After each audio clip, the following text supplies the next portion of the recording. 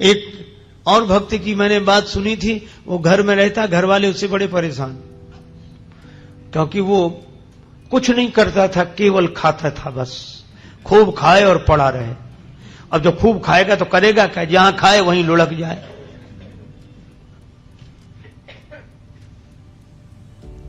घर वालों ने कहा निकल जाओ यहां से, 2-2.5 सेर खाते हो एक बार में बैठकर, काम कुछ करते नहीं। बेचारा अब जाए कहां। सो एक महात्मा दिखाई दिए मंदिर के बाहर बैठे। महात्मा बड़े तंदुरुस्त थे, महात्मा होते ही प्रसन्न, अपना मस्त। उसने सोचा कि ये खूब खाते होंगे तब तो इतने तंदुरुस्त हैं, मोटे। गया, बोले महाराज, अब तब तक 2-4 उनके चेला निकले साधु, वो लोग भी ऐसे ही आ रहे। बोले यहां तो सब ऐसे ही ऐसे हैं। तो बोला महाराज हमको भी चेला बना लो। महात्मा बोले रहो। मंत्र दे दिया, तुलसी माला पहना दी, नाम रख दिया, काम कुछ नहीं, बस भगवान की पूजा आरती में खड़े रहा करो, राम राम किया करो। और पंगत बोले 2 समय होती, खूब प्रेम से करो। तो मैं 2 पंगत में, तुम 4 पंगत में बैठो, कोई हर्ज नहीं। उसको लगा ये बड़ा अच्छा, कुछ करना ही नहीं, खूब खाने को मिलना, मंदिर में ही रह गया। पर उसे क्या पता कि यहां भी मुसीबत आएगी। एक दिन सवेरे से कुछ बने ही नहीं, भंडार में सब ऐसे ही चूल्हे पड़े ठंडे, कुछ नहीं। महाराज आज कुछ बन नहीं रहा। अरे बोले तुम बताना, आज एकादशी है। तो बोले एकादशी का मतलब न कुछ बनेगा न कुछ मिलेगा। तो वो बोला हमको भी नहीं मिलेगा। बोले हाँ तुम्हें भी। बोले चेला बहुत हैं, उनसे कराओ, हमको काहे को। बोले नहीं वो तो करना ही पड़ेगा तुम्हें। तो बोले हमें अगर आज एकादशी करा दी तो हम तो द्वादशी देख ही नहीं पाएंगे, आज ही शाम तक समाप्त।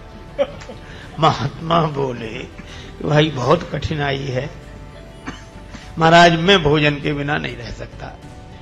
महात्मा बोले तो आश्रम में तो बनेगा नहीं, तुम बना लोगे। अरे बोले मरता क्या नहीं करता, हम सब बना लेंगे। महात्मा बोले जाओ भंडार से सामग्री ले लो। अब उसने 2.5 सेर आटा, आलू, नमक, मिर्च, मसाला, घी, जो कुछ लेकर। महात्मा बोले देखो तुम वैष्णव हो गए हो, वैसे तो नहीं बनाना चाहिए भोजन, लेकिन चलो प्रसाद बुद्धि से ग्रहण करना, भगवान को भोग लगाना।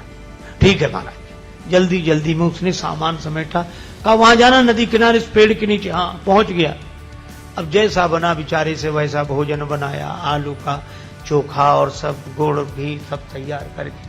इतना अब तो आना ही चाहता था, भूख और लगाई, रोज तो बना बनाया मिलता था, आज तो बनाना पड़ा।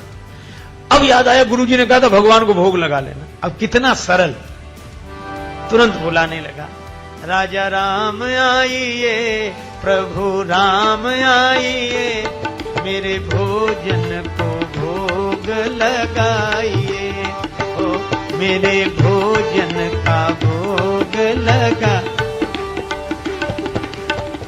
नहीं आए भगवान तो क्या बोला, आचमनी अर्घा न आरती, यहाँ यही मेहमानी, रूखी रोटी पाओ प्रेम से, पियो नदी का पानी, राजा राम आइए, प्रभु राम आइए, मेरे भोजन का भोग लगा। बोले यहाँ तो नदी का पानी है, रूखी रोटी, आना है तो जल्दी आ जाओ, हमको भूख लग रही है। भगवान नहीं आए। तो बोला पूड़ी और पकौड़ी भगवान सेवक ने न बनाई, और मिठाई तो है ही नहीं। फिर भी नहीं आए भगवान। तो एक सरलता से बात कही, उस पर रीझ गए प्रभु। बोले सुनो, हम समझ गए आप इसलिए नहीं आ रहे कि रूखी रोटी खाने काहे को जाए, नदी का पानी, मंदिर में तरह तरह के व्यंजन मिलेंगे। तो बोला भगवान उस धोखे में मत रहना, वहां से तो जान बचा के हम ही आए।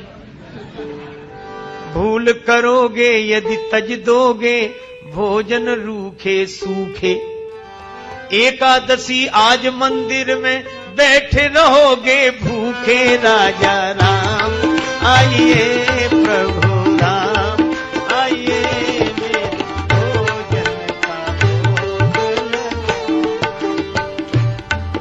मंदिर में एकादशी है तो यहीं आ जाओ। और इस सरलता पर नवम सरल और मम भरोस की भगवान आएंगे। भगवान प्रकट हो गए, लेकिन भगवान भी कम कौतुकी नहीं। जितना वो सरल भगवान वैसी लीला करने को तैयार, अकेले नहीं आए। सीता समारोपित वाम भा, राम वाम दिस जान कर श्री सीताराम जो देखा भगवान की सुंदरता, श्री सीता मैया देखकर प्रसन्न तो बहुत हुआ, लेकिन उदास हो गया। तो गुरुजी ने तो एक भगवान के लिए कहा था, ये तो दो आए हैं। अब कभी भगवान की तरफ देखे, कभी रोटियों की तरफ देखे। भगवान ने कहा क्यों आ गए ना? बोले हाँ आ गए सो तो ठीक है, लेकिन अब जो है तो बैठो। भगवान बोले क्यों, क्या हुआ? बोले कुछ नहीं, हम तो सोच रहे थे कि एक का इंतजाम करना है, लेकिन आप दो आए हो तो कोई बात नहीं, थोड़ी बहुत तो एकादशी आप करा ही दोगे हमारी, जो कुछ है तो आप विराज हो। भगवान बैठ गए।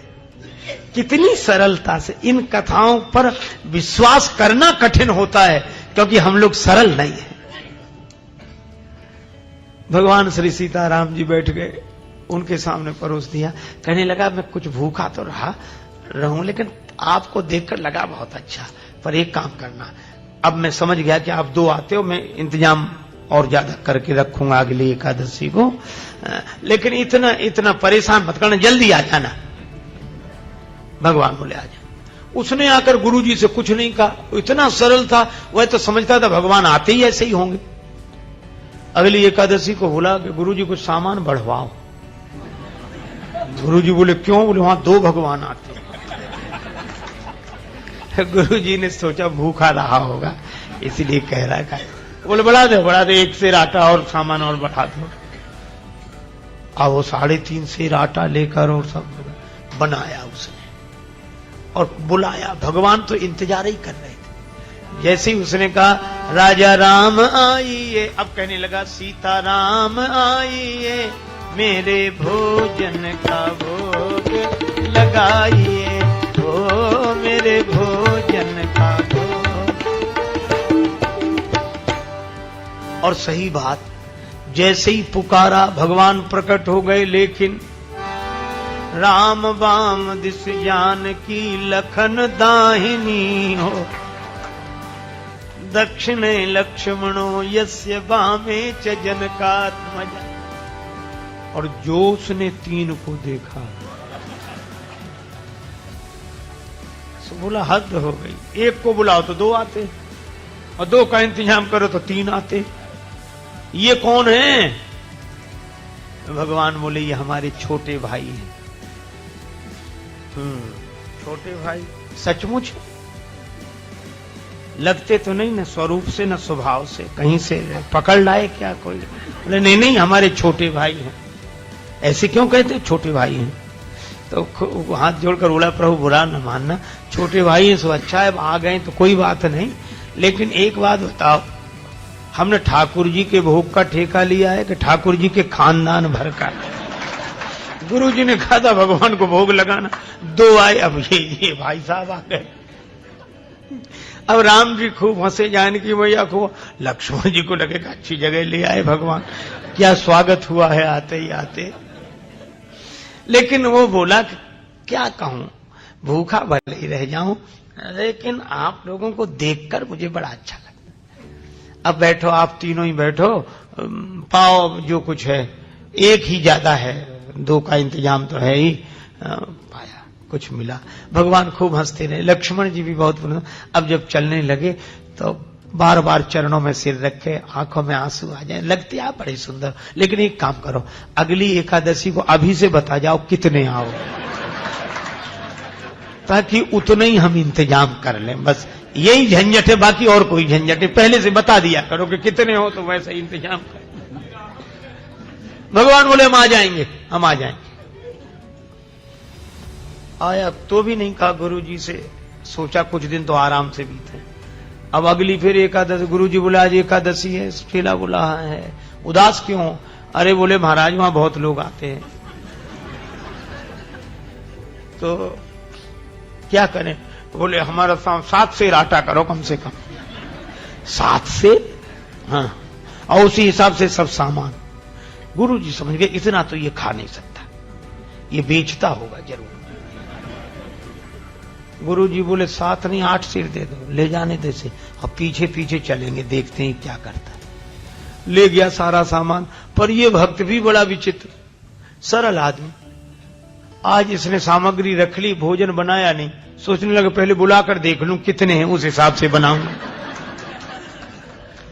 भोजन बनाया नहीं और पहले ही बुलाने लगा, राजा राम आइए, सीता राम आई, लक्ष्मण राम आइए, मेरे भोजन का भोग लगाइए, हो मेरे भोजन का।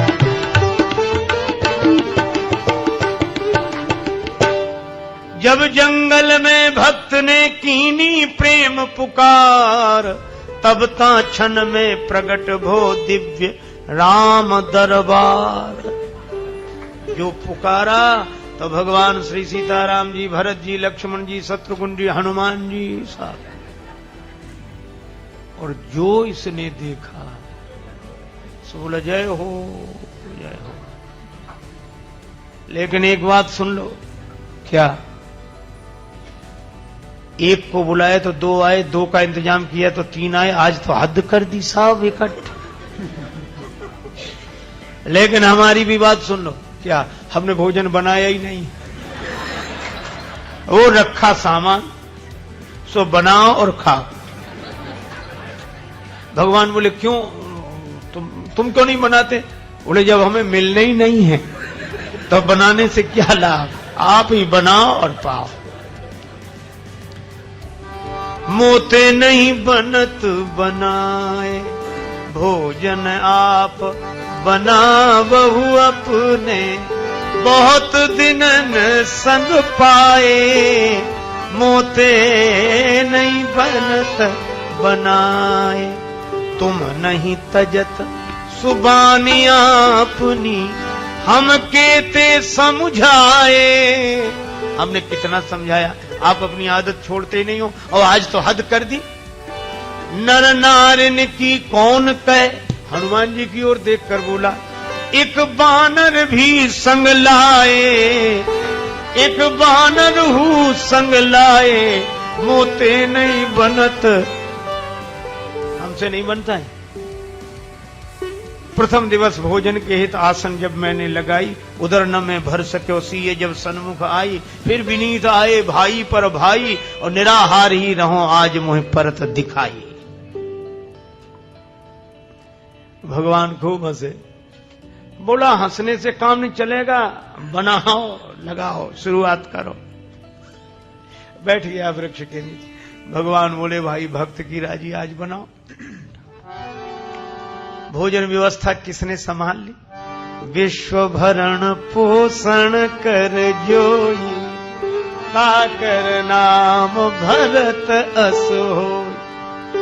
श्री भरत जी भंडारे बनाने लगे, श्री भरत जी भंडारे बनाने लगे। चुन के लकड़ी लखन लाल लाने लगे, पहुंचते पूंछ से आंजनेय चौका को, और हाथों से पोता लगाने लगे।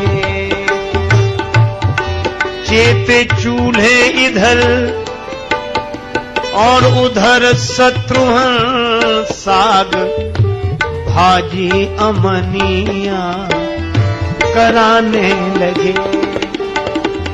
और स्वयं जानकी माता आकर बैठी तो सीता मैया को बैठे देखा तो अनेक सिद्ध महात्मा प्रकट हो गए। मैया हमें भी प्रसाद मिले, हमें भी प्रसाद मिले। अब ये तो आंख बंद किए बैठा था। पूछा कि आंख बंद क्यों किए बैठे? बोले जब मिलना ही नहीं है तो हम बनते हुए भी तो नहीं देख सकते कि किसी और को मिले। आवाज सुनी तो आंख खोली तो कई महात्मा दिखाई दिए। बोले थोड़ा बहुत कुछ बचता भी तो ये नहीं बचने देंगे। पाके संकेत शक्ति का जत्थे वहां अष्ट सिद्धियों नव निधि के आने लगे। श्री भरत जी भंडारे बनाने लगे। श्री भरत जी भंडारे बनाने लगे, बनाने लगे, बनाने लगे। गुरुजी आए पीछे से कि देखें ये सामान का क्या करता, तो गुरुजी को कोई न दिखे, चेला बैठा दिखे और सामान रखा दिखे। गुरुजी आए, बच्चा क्या हो रहा है? बोले गुरुजी भले आए, देखो कितने भगवान मेरे पीछे लगा दिए आपने, इतने बैठे। गुरुजी बोले हमें तो कोई नहीं दिख रहा, सामान दिख रहा है, तुम दिख रहे। अब भगवान मुस्कुराए तो रोकर बोला कि ये दोहरी मुसीबत है। एक तो गुरुजी ने तो करा नहीं पाई, आज आपने हमारी पूरी एकादशी करा दी और उस पर भी गुरुजी को पता नहीं लगने दे रहे। इनको भी दिखो। भगवान बोले उन्हें नहीं दिखेंगे। क्यों नहीं दिखोगे? वो तो हमारे गुरुजी हैं, हम तो कुछ नहीं जानते, वे तो सब कुछ जानते हैं, इतने महान हैं।